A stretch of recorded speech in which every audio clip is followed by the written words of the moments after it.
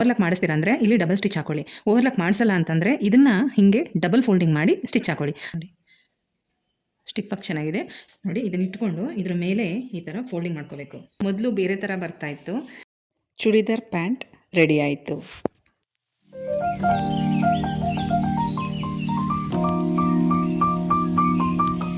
ಎಲ್ರಿಗೂ ನಮಸ್ಕಾರ. ಗೆಳತಿ ದಿನಚರಿಗೆ ಮತ್ತೊಮ್ಮೆ ಸ್ವಾಗತ. ಬನ್ನಿ ಸ್ನೇಹಿತರೆ, ಇವತ್ತು ಚೂಡಿದಾರ್ ಪ್ಯಾಂಟ್ ಸ್ಟಿಚಿಂಗನ್ನು ನಿಮಗೆ ತೋರಿಸ್ತಾ ಇದ್ದೀನಿ. ಮತ್ತು ಇದು ಬಾಟಮ್ಗೆ ಹಾಕೋ ಅಂಥ ಸ್ಟಿಫು ಕ್ಯಾನ್ವಸ್ಸು ತುಂಬ ಚೆನ್ನಾಗಿದೆ ನೋಡಿ, ಒಳ್ಳೆ ಕ್ವಾಲಿಟಿ ಇದೆ. ಮೊದಲು ಬೇರೆ ಥರ ಬರ್ತಾಯಿತ್ತು, ಇವಾಗ ಇಲ್ಲಿ ಈ ಥರ ಸಿಕ್ತು. ಚೆನ್ನಾಗಿದೆ. ನಾವು ಮೆಜರ್ಮೆಂಟ್ ನೋಡಿ ಕಟ್ ಮಾಡ್ಕೋಬೇಕಾಗಿತ್ತು, ಬಟ್ ಇದು ಕರೆಕ್ಟ್ ಮೆಜರ್ಮೆಂಟ್ 1 ಇಂಚ್ ಇರುತ್ತೆ.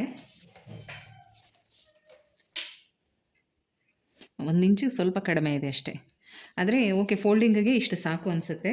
ಇದನ್ನು ಡಬಲ್ ಅಥವಾ ಸಿಂಗಲ್ ಫೋಲ್ಡಿಂಗಲ್ಲಿ ಕೊಡ್ಬೋದು, ಬಟ್ಟೆ ಮೇಲೆ ಡಿಪೆಂಡು. ಕಾಟನ್ ಪೀಸ್ ಆದರೆ ಮತ್ತು ನೋಡಿ ಈ ಥರದಕ್ಕೆಲ್ಲ ಸಿಂಗಲ್ ಸಾಕು ಅನ್ಕೋತೀನಿ.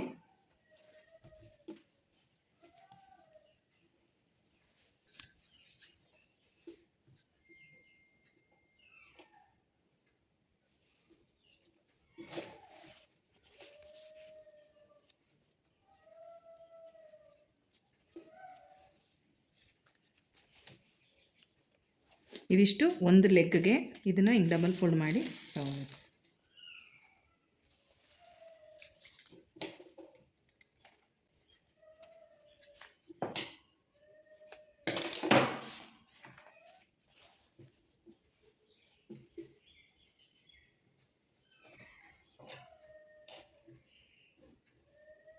ನೋಡಿ ಇದನ್ನ ಇಟ್ಕೊಂಡು ಇದ್ರ ಮೇಲೆ ಈ ಥರ ಫೋಲ್ಡಿಂಗ್ ಮಾಡ್ಕೋಬೇಕು.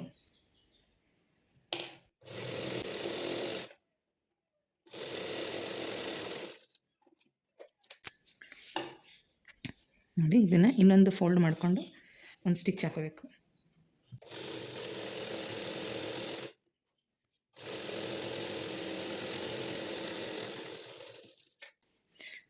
ಈಗ ಇದನ್ನು ಇನ್ನೊಂದು ಫೋಲ್ಡ್ ಮಾಡ್ಕೋಬೇಕು.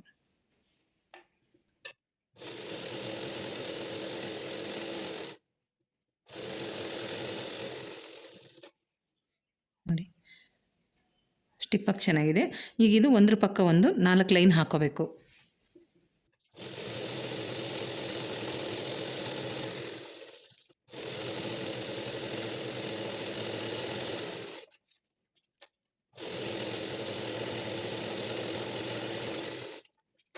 ಎರಡೂ ಕಡೆನೂ ಈ ರೀತಿ ಸ್ಟಿಫ್ನ ಕೊಟ್ಟು ಫೋಲ್ಡ್ ಮಾಡಿ ಸ್ಟಿಚ್ ಮಾಡಿದ್ದಾಯಿತು.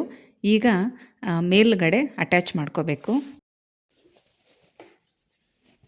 ನೋಡಿ ಇದನ್ನು ಈ ಥರ ಉಲ್ಟಾ ಇಟ್ಕೊಂಡು ಈ ಶೇಪ್ ಏನು ಕಟ್ ಮಾಡಿರ್ತೀವಲ್ಲ ಇದನ್ನು ಸೇರಿಸ್ಕೋಬೇಕು.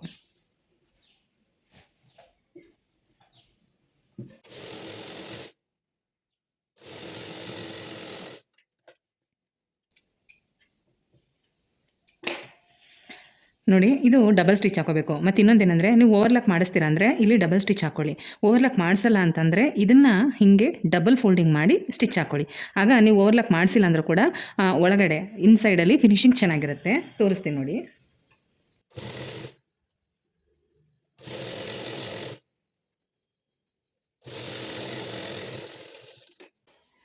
ಈ ಥರ ಫಿನಿಶಿಂಗ್ ಬರುತ್ತೆ, ಚೆನ್ನಾಗಿರುತ್ತೆ. ಈಗ ಈ ಸೈಡೂ ಅದೇ ಥರನೇ ಮಾಡ್ಕೋಬೇಕು.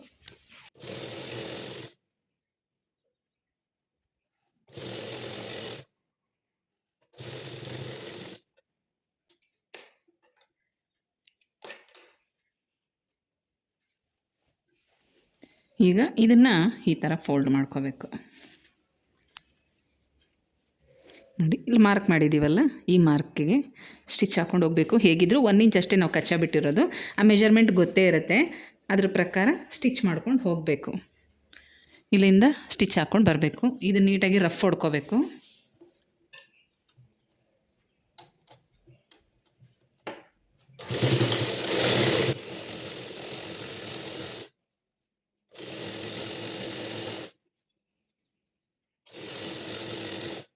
ನೋಡಿ ಇಲ್ಲಿ ಬಂದಾಗ ಈ 2 ಪಾಯಿಂಟನ್ನು ಕರೆಕ್ಟಾಗಿ ಇಟ್ಕೋಬೇಕು.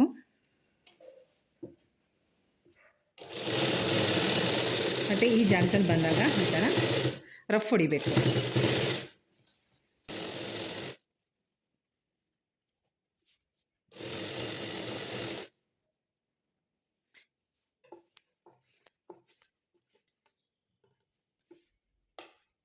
ಕರೆಕ್ಟಾಗಿ ಇದಕ್ಕೆ ಮಾರ್ಕ್ ಮಾಡ್ಕೋಬೇಕು.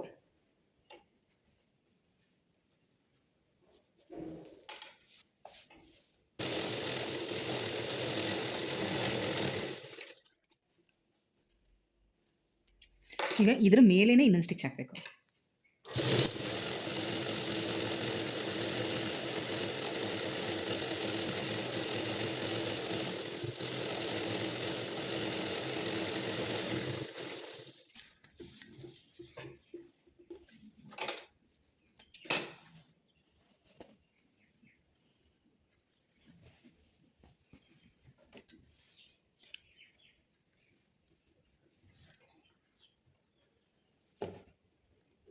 ಇದನ್ನು ಕರೆಕ್ಟಾಗಿ ಈ ಥರ ಇಟ್ಕೊಂಡು ಬೇಕಾದರೆ ಕಚ್ಚಾ ಈಗಲೇ ಕಟ್ ಮಾಡ್ಕೋಬೋದು.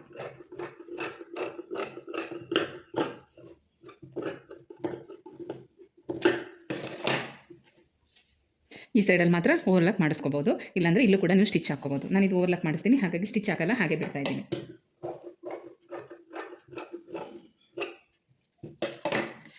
ಈಗ ಇದು ಲೆಗ್ ಪಾರ್ಟ್ಸ್ ರೆಡಿ ಆಯಿತು, ಲೆಗ್ಸ್ ಪಾರ್ಟ್ ರೆಡಿ ಆಯಿತು. ಈಗ ಸೊಂಟದ ಪಟ್ಟಿ ರೆಡಿ ಮಾಡ್ಕೋಬೇಕು.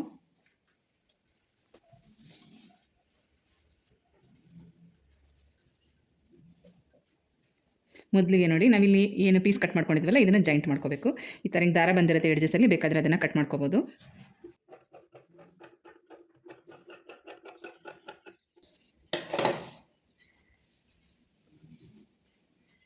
ಇದರಲ್ಲಿ ಉಲ್ಟಾ ಸೀದಾ ನೋಡಿಕೊಂಡು ನೋಡಿ, ಪೀಸ್ ನಾವು ಹೇಗೆ ಇಟ್ಟಿರ್ತೀವಲ್ಲ ಇದಕ್ಕೆ ಜಾಯಿಂಟ್ ಕೊಡೋದಕ್ಕೆ ಅದೇ ಥರನೇ ಜಾಯಿಂಟ್ ಮಾಡ್ಕೋಬೇಕು.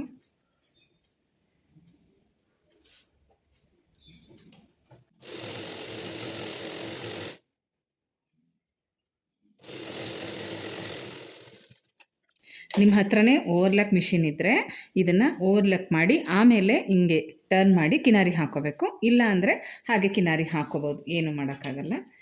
ಬಟ್ ಇದನ್ನು ನೋಡ್ಕೊಳ್ಳಿ. ನೋಡಿ, ಈ ಥರ ಸ್ಮಾಲ್ ಟಿಪ್ಸು ನಿಜಕ್ಕೂ ಬಿಗಿನರ್ಸ್ಗೆ ತುಂಬ ಯೂಸ್ಫುಲ್ ಆಗಿರುತ್ತೆ. ಈ ಥರ ನಾವು ಕಿನಾರಿ ಹಾಕುವಾಗ ಇದೊಂದು 1/4 ಇಂಚು ಈ ಥರ ಗ್ಯಾಪ್ ಕೊಟ್ಟು ನೋಡಿ ಹಿಂಗೆ ಹಾಕ್ಕೊಂಡ್ರೆ ಈ ಪೀಸು ಕರೆಕ್ಟಾಗಿ ಫೋಲ್ಡಿಂಗಲ್ಲಿ ಬರುತ್ತೆ.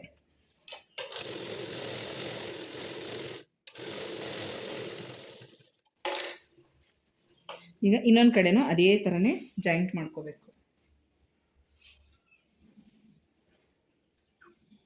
ಯಾವ ಕಡೆ ಚಿಕ್ಕ ಪೀಸ್ ಬರಬೇಕು, ಯಾವ ಕಡೆ ಅಗಲ ಬರಬೇಕು ನೋಡಿಕೊಂಡು ಜಾಯಿಂಟ್ ಮಾಡ್ಕೊಳ್ಳಿ. ನಿಮಗೆ ಕನ್ಫ್ಯೂಸ್ ಆಗುತ್ತೆ ಅನ್ನೋದಾದರೆ ಒಂದೇ ಸಲ ಪಿನ್ ಹಾಕಿ ಇಟ್ಬಿಡಿ.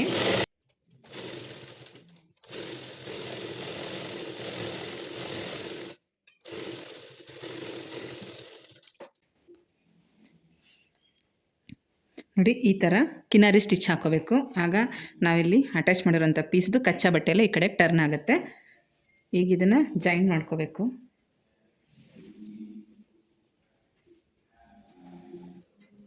ಇಲ್ಲಿ ಲೆವೆಲ್ ಇದೆಯಾ ಅಂತ ಚೆಕ್ ಮಾಡ್ಕೋಬೇಕು ಒಂದ್ಸಲ. ಇದು ಯಾವ ಥರ ಮಾಡ್ಕೋಬೇಕು ಅಂತಂದರೆ, ಒಂದು 3/4 ಇಂಚ್ ಅಷ್ಟೇ ಬಿಡಬೇಕು ಗ್ಯಾಪ್ ಇಲ್ಲಿಂದ.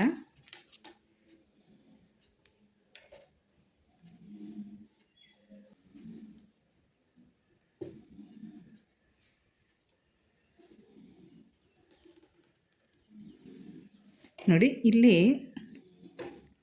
ನಿಲ್ಲಿಸಬೇಕು. ಯಾಕೆಂದರೆ ಈ ಮೇಲ್ಗಡೆ ನಾವು ದಾರ ಹಾಕೋದಕ್ಕೆ ಫೋಲ್ಡಿಂಗ್ ಮಾಡ್ಕೋಬೇಕು. ಹಾಗಾಗಿ ಇಲ್ಲಿಂದ ತೊಗೊಂಡು ಇಲ್ಲಿಗೆ ಸ್ಟಾಪ್ ಮಾಡಬೇಕು. ಇದನ್ನು ಮಿನಿಮಮ್ ನಾವು 1/4 ಇಂಚಷ್ಟು ಬಿಡಬೇಕು. 1/4 ಇಂಚಷ್ಟು ಮೇಲ್ಗಡೆ ಬಿಟ್ಟು ಇಲ್ಲಿಂದ ಸ್ಟಿಚ್ ಹಾಕೋಬೇಕು. ಇದನ್ನು ಚೆನ್ನಾಗಿ ರಫ್ ಹೊಡಿಬೇಕು. ಇಲ್ಲಿ ಬಂದಾಗ್ಲೂ ರಫ್ ಹೊಡಿಬೇಕು. ಮತ್ತು ಇನ್ನೊಂದು ಸ್ಟಿಚ್ ಹಾಕೋಬೇಕು ಅದ್ರ ಮೇಲೆ.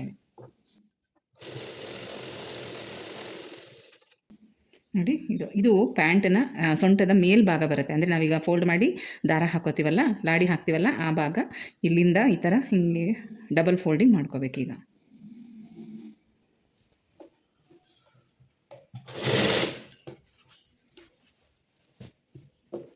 ಈಗ ನಾವೇನಿಲ್ಲಿ ಜಾಯಿಂಟ್ ಮಾಡಿದ್ದೀವಲ್ಲ ಇದನ್ನು ಆ ಕಡೆಗೆ ಈ ಕಡೆಗೆ ಹಿಂಗೆ ಸ್ಪ್ಲಿಟ್ ಮಾಡ್ಕೋಬೇಕು. ಇದನ್ನು ಈ ಕಡೆ ಫೋಲ್ಡ್ ಮಾಡಬೇಕು, ಇದನ್ನು ಈ ಕಡೆ ಫೋಲ್ಡ್ ಮಾಡಬೇಕು.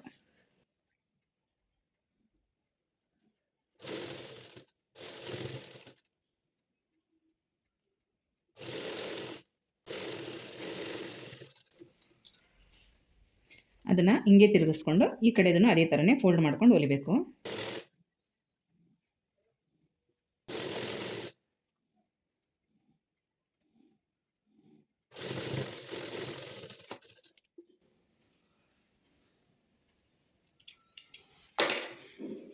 ನೋಡಿ ಇಲ್ಲೂ ಕೂಡ ಹಿಂಗೆ ದಾರ ಬಂದಿದೆ, ಇದನ್ನು ಹಾಗೆ ಫೋಲ್ಡ್ ಮಾಡಬಾರ್ದು, ಎಡ್ಜಿದೆ ಅಂತ ಒಂದು 1/4 ಇಂಚು ಮೊದಲು ಹಿಂಗೆ ಫೋಲ್ಡ್ ಮಾಡಿಕೊಂಡು ಸ್ಟಿಚ್ ಹಾಕೋಬೇಕು.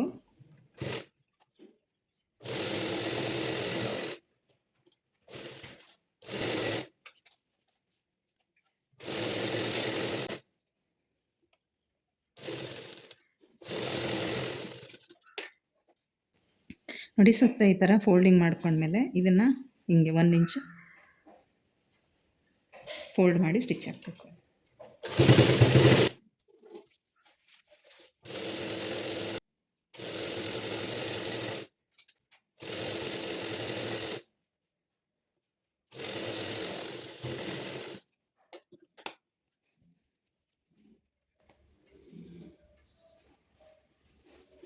ಇಲ್ಲಿ ನಮಗೆ ಕರೆಕ್ಟಾಗಿ ಸೆಂಟ್ರು ಬೇಕು ಅಂತಂದರೆ ನಾವು ಈ ಥರ ಇಟ್ಕೊಂಡು ನ್ಯಾಚ್ ಹಾಕೋಬೇಕು. ನೋಡಿ ಇದೇನಿದೆಯಲ್ಲ ಇದು ಫ್ರಂಟ್ ಪಾರ್ಟು, ಮುಂದೆಗಡೆ ಇಲ್ಲಿಂದ ನಾವು ಈ ಥರ ಫೋಲ್ಡ್ ಮಾಡಿದಾಗ ಇದು ಕರೆಕ್ಟಾಗಿ ನಮಗೆ ಬ್ಯಾಕಲ್ಲಿ ಸೆಂಟ್ರ್ ಕರೆಕ್ಟಾಗಿ ಬರುತ್ತೆ. ಅದನ್ನು ನೋಡಿ ನ್ಯಾಚ್ ಹಾಕೋಬೇಕು. ಯಾಕಂದರೆ ನಾವು ಇದನ್ನು ಅಟ್ಯಾಚ್ ಮಾಡುವಾಗ ನಮಗೆ ಕರೆಕ್ಟಾಗಿ ಸಿಗುತ್ತೆ, ಅದಕ್ಕೋಸ್ಕರ.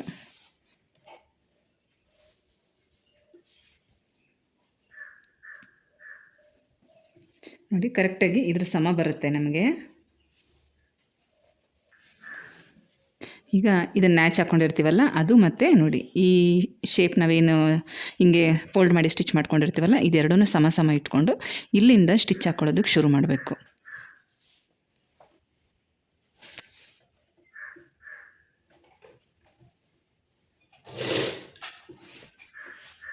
ಈಗ ನಾವು ಬ್ಯಾಕ್ ಸೈಡಿಂದ ಸ್ಟಿಚ್ ಮಾಡ್ತಾ ಇರೋದು, ಯಾವಾಗಲೂ ಅಷ್ಟೇ ಬ್ಯಾಕಿಂದನೇ ಸ್ಟಿಚ್ ಮಾಡ್ಕೊಳ್ಳೋಕ್ಕೆ ಶುರು ಮಾಡಬೇಕು. ಯಾಕಂದರೆ ಫ್ರಂಟಲ್ಲಿ ನರಿಗೆ ಬರುತ್ತಲ್ಲ, ಪ್ಲೀಟ್ಸ್ ಬರುತ್ತೆ, ಅದಕ್ಕೆ ಬ್ಯಾಕಿಂದ ಮಾಡ್ಕೊಂಡು ಹೋಗಬೇಕು. ಮತ್ತು ಇದನ್ನು ಅಷ್ಟೇ ನೋಡಿ, ಇದು ನಾವೇನು ಫೋಲ್ಡ್ ಮಾಡಿರ್ತಾರವಲ್ಲ, ಇಲ್ಲಿ ಯಾವ ಕಡೆ ಫೋಲ್ಡ್ ಮಾಡಿರ್ತೀವೋ ಇಲ್ಲೂ ಅದೇ ಕಡೆನೇ ಬರಬೇಕು. ಒಂದು ಈ ಕಡೆ ಒಂದು ಆ ಕಡೆ ಬರಬಾರ್ದು. ಅರ್ಧ ಇಂಚು ಗ್ಯಾಪಲ್ಲಿ ಸ್ಟಿಚ್ ಹಾಕ್ಕೊಂಡು ಹೋಗಬೇಕು.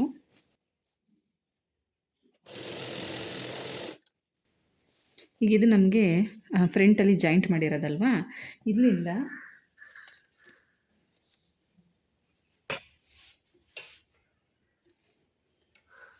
ಒಂದು 2 ಇಂಚ್ ಹಾಗೆ ಬಿಡಬೇಕು.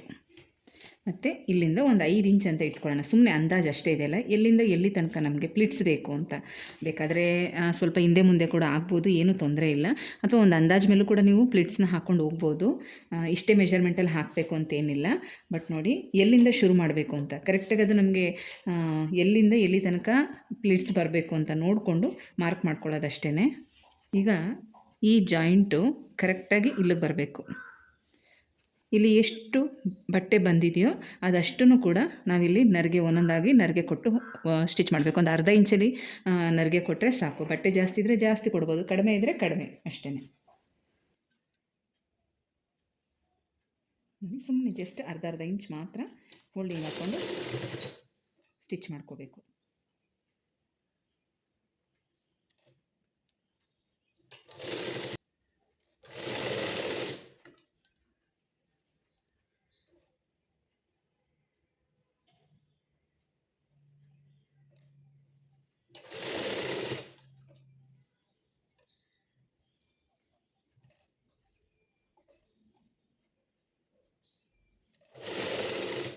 ಬೇಕು ನೋಡಿ ಕರೆಕ್ಟಾಗಿ ಇದು ಇಲ್ಲಿಗೆ ಬರಬೇಕು. ಇನ್ನೂ ಒಂದೆರಡು ಬರುತ್ತೆ, ನೆರಿಗೆ ಹಾಕ್ಬೋದು.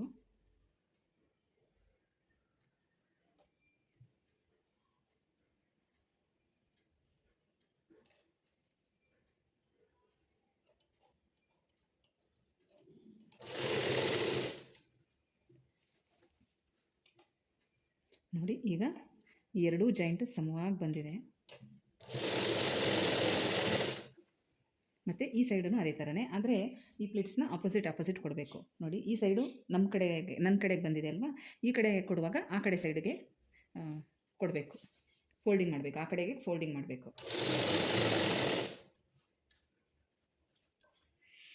ನೋಡಿ ಈ ಥರ ಹಿಂಗೆ ಫೋಲ್ಡಿಂಗ್, ಆ ಕಡೆಗೆ ಹಿಂಗೆ ಫೋಲ್ಡಿಂಗ್ ಹಾಕ್ಕೊಂಡು ಹೋಗಬೇಕು.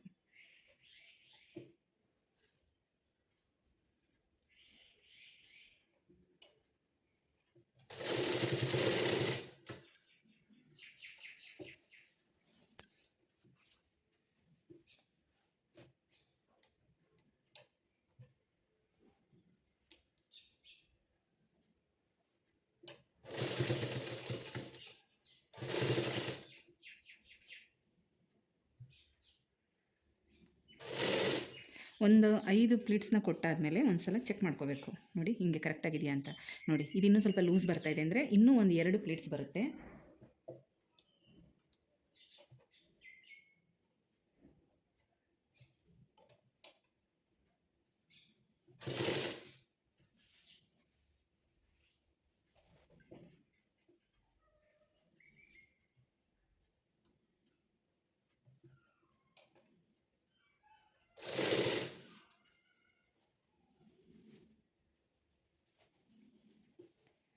ಇದನ್ನು ನೋಡಿಕೊಂಡೇ ಸ್ಟಿಚ್ ಮಾಡಬೇಕು. ತುಂಬ ಚಿಕ್ಕದು ಮಾಡ್ಕೋಬಾರ್ದು, ದೊಡ್ಡದು ಮಾಡ್ಕೋಬಾರ್ದು.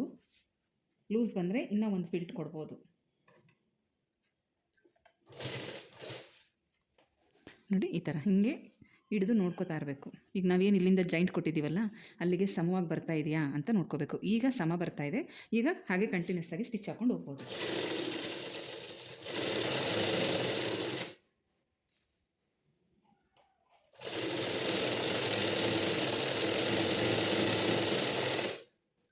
ಡಬಲ್ ಸ್ಟಿಚ್ ಹಾಕೋಬೇಕು.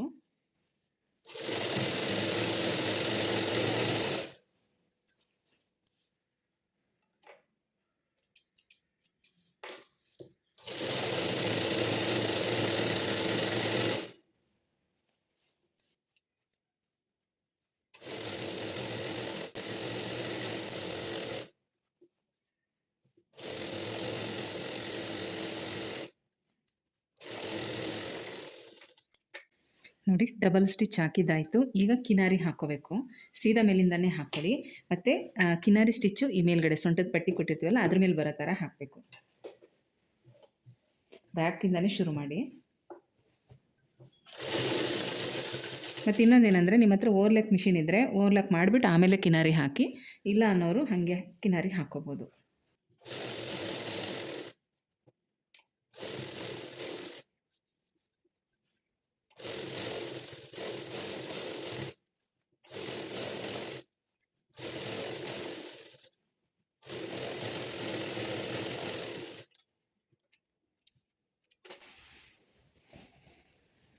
ಈ ರೀತಿ ಕಿನಾರಿ ಬರುತ್ತೆ. ಕಚ್ಚಾ ಈ ಕಡೆ ಸೈಡ್ ಬರುತ್ತೆ. ಈಗ ಈ ಪ್ಯಾಂಟ್ ಸ್ಟಿಚಿಂಗ್ ಕಂಪ್ಲೀಟ್ ಆಯಿತು. ಇನ್ನು ಇದಕ್ಕೆ ಲಾಡಿ ಒಂದು ಹಾಕ್ಕೊಂಡ್ರೆ ಮುಗೀತು.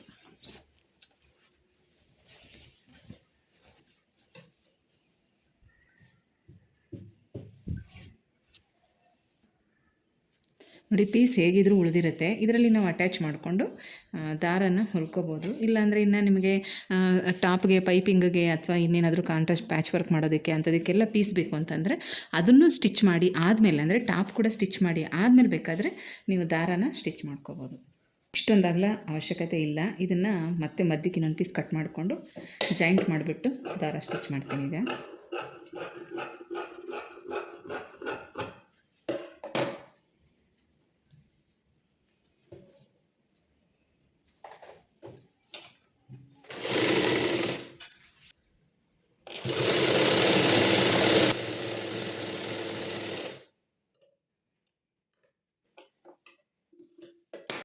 ಪ್ಯಾಂಟ್ಗೆ ದಾರನ ಪೋಣಿಸಿ ಆದಮೇಲೆ ಹಿಂಭಾಗದಲ್ಲಿ ಒಂದು ಟಾಕ ಹಾಕ್ಕೊಳ್ಳಿ. ಆಗ ದಾರ ಬಿಚ್ಚೋಗೋದಿಲ್ಲ. ಮತ್ತು ಇಲ್ಲಿಗೆ ಈ ಪ್ಯಾಂಟ್ ಸ್ಟಿಚಿಂಗ್ ಕಂಪ್ಲೀಟಾಗಿ ಮುಗಿದಿದೆ. ತುಂಬಾ ಈಸಿ ಮೆಥಡಲ್ಲಿ ಹೇಳ್ಕೊಟ್ಟಿದ್ದೀನಿ. ಬಿಗಿನರ್ಸು ಕೂಡ ಟ್ರೈ ಮಾಡ್ಬೋದು. ಏನೇ ಡೌಟ್ ಇದ್ದರೂ ಕಮೆಂಟ್ಸಲ್ಲಿ ತಿಳಿಸಿ ಆಯಿತಾ.